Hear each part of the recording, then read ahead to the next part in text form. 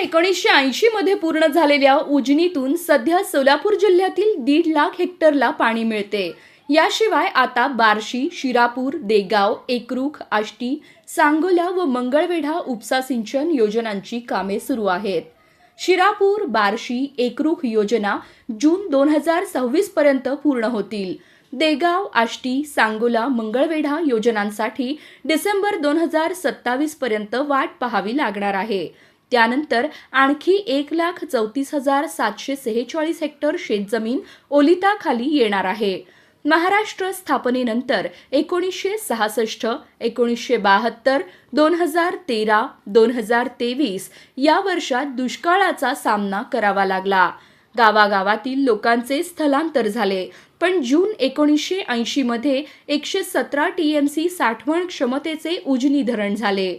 उजनीवर 126 किलोमीटरचा उजवा आणि 132 किलोमीटर लांबीचा डावा कालवा बांधला गेला। त्यातून 1,47,800 हेक्टर जमिनीला पाणी मिळाले। सीना, माढा व दहिगाव उपसा सिंचन योजनांमधून 38,000 हेक्टर क्षेत्र ओलिताखाली आले। आता नव्या 7 उपसा सिंचन योजनांमुळे 1,34,746 हेक्टरला पाणी मिळणार आहे। जिल्ह्यात खरीपाचे क्षेत्र वाढले। जिल्ह्यात आता सुमारे 45 साखर कारखाने असून बागायती क्षेत्र विशेषतः फळबागा वाढल्या। यामुळे शेतकऱ्यांना दारातही उभ्या न करणाऱ्या बँका दरवर्षी सुमारे 5,000 कोटींचे कर्ज वाटप करीत आहेत।